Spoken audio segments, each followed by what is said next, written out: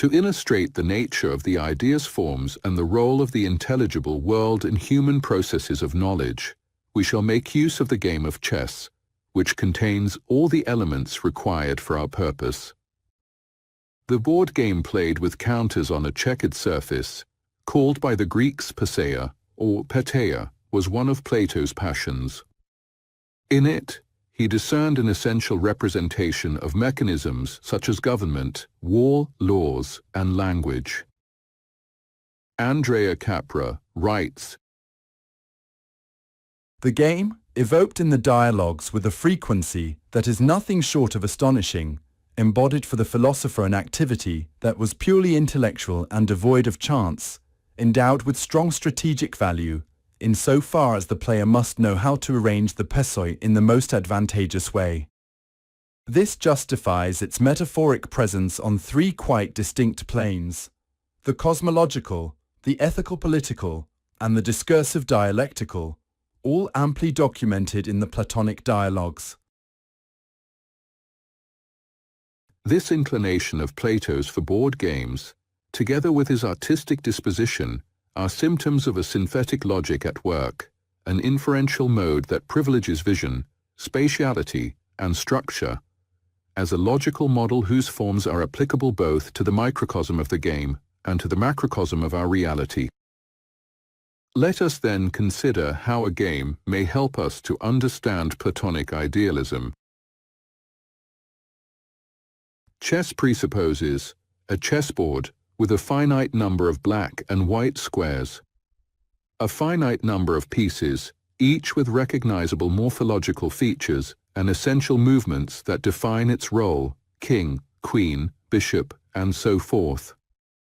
Two players who set the pieces in motion in turn, guided by opposing strategies. Rules that govern the movement of each piece on the board and define a goal, upon the attainment of which one of the two players is declared the winner. Let us now assign to the elements of this metaphor a correspondence with our archetypal logical structure. The chessboard represents the sphere of being, composed of space and time. Each square is a place, each turn is a moment. The set of movements of the material pieces, which are phenomena, is becoming. What stirs upon the board thus represents the existent, the whole sensible world. The second dimension is that of thought, which encompasses what stirs in the player's minds, the representation of moves, in the play of memory and imagination. Finally, the peculiar symbolic shape of the pieces, which distinguishes them in the eyes of the player, represents the sphere of language. What, then, of the rules? To understand what the rules represent, we must penetrate to the heart of idealist thought. The rules are not the booklet that contains their description. The printed booklet is, in fact, a phenomenon. Nor are they the words through which someone has codified them. Words are signs. Nor are they what the players remember and imagine. These are mental representations, concepts. The rules enclose instead the logic of the game and its laws, the constraints that transcend the material elements, that to which everything is subordinated, so that the game may express its inner essence, and thus be defined as the game of chess and not, for instance, the game of backgammon.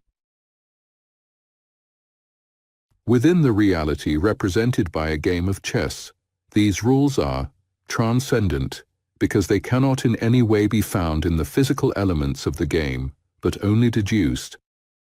Universal, because they apply to every possible game. Objective, because they are recognized and shared by all players. Real, since no element of the game can free itself from the logical concatenation they prefigure. Subsistent, because they do not depend on any other element of the game and remain valid even when no pieces and no board exist any longer. Causal, because they are the source from which the game springs. True, because they are universally valid for every player. And finally, Since they are bound to no particular place and no particular moment in time, they are non-existent. Both thought and language thus combine two aspects, one physical, one metaphysical. On the one hand, the player's thought is divided between the rules that have been internalized, which we may describe as pure constraints, and the possible and impossible moves determined by the current position on the board, which we may call the empirical situation. On the other hand, the pieces themselves possess two attributes, one physical, one metaphysical. On one side, there is the piece as material object. On the other, there is its role, which determines its symbolic aspect. Let us now apply the elements of our metaphor to Platonic thought. The transcendent, metaphysical constraints of the rules could never unfold, except through the interaction of physical elements, each characterized by a specific quality or essence. An eidos, to use the Greek term. Within this intelligible world, constituted by the rules of chess, the essences are the roles of the pieces. They are not the little material figures that we can see and touch, those are phenomena, but their ideal roles of king, queen, bishop, knight, rook, and pawn. Within the microcosm of chess, there must be 6 eternal essences, and their number will remain unchanged until the end of time, even if all the material chessboards in the world were to be destroyed. For the existence of chess is a possibility that belongs intrinsically to the structure of this reality. Thus, the intelligible world stands to the sensible world exactly as the rules stand to the play. The rules contain the play in potency, whereas the play is the actual manifestation of the rules. The rules are legislating information. They endow the game with form, meaning, movement, and purpose. When we ask where these laws reside, Plato, pointing to the board and tracing its outline with a gesture, replies beyond this world in the so-called hyperouranios. That is, beyond the physical, material elements of the game.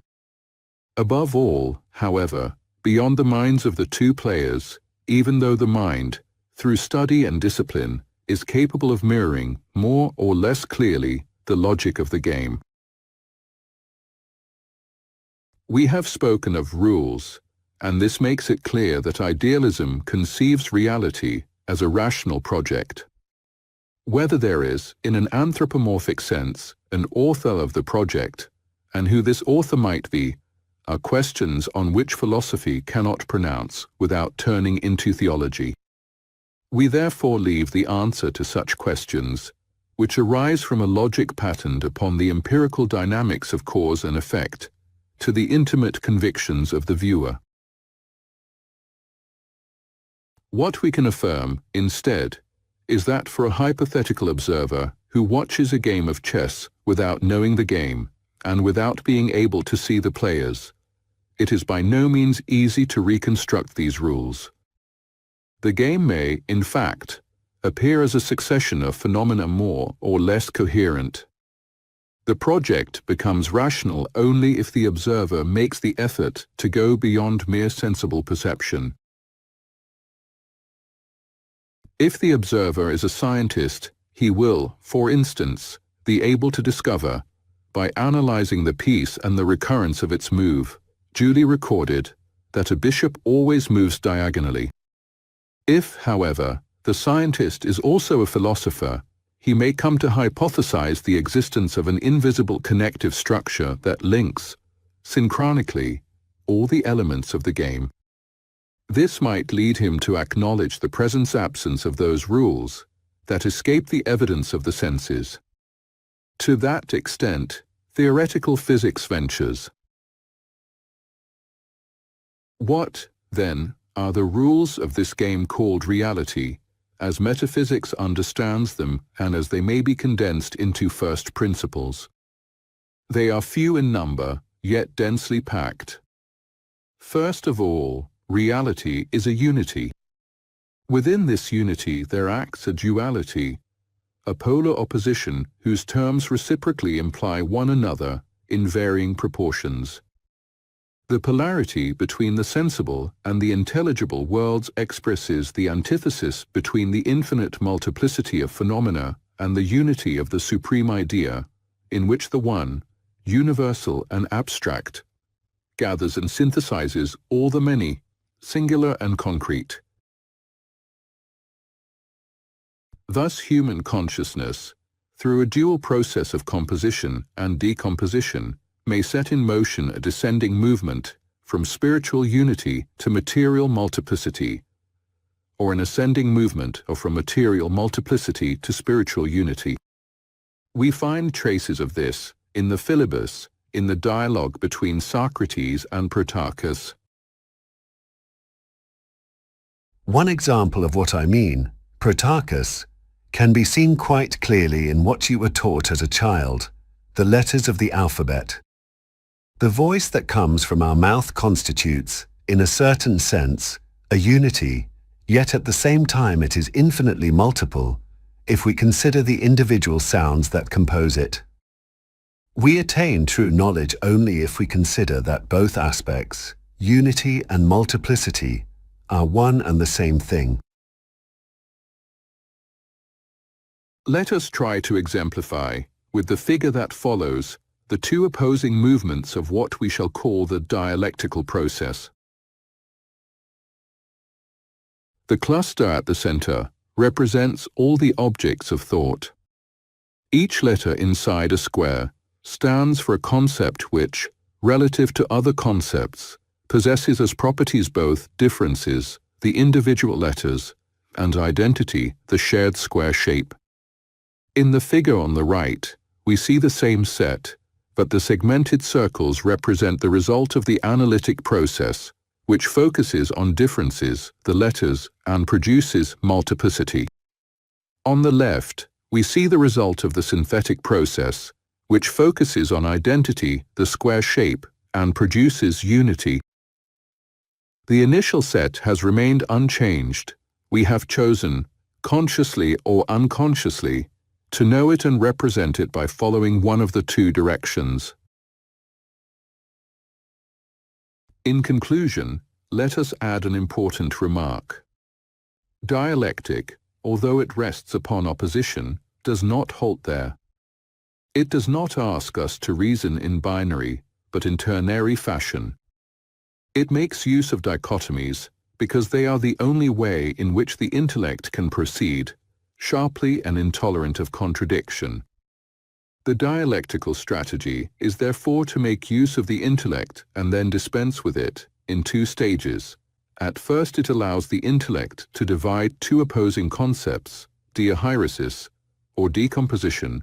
Thereafter reason intervenes and reconciles the oppositions with synagoge, or composition. In the course of our account, we shall reflect at length on this extraordinary mechanism, making it clear and evident through the archetypal diagram. To the principle,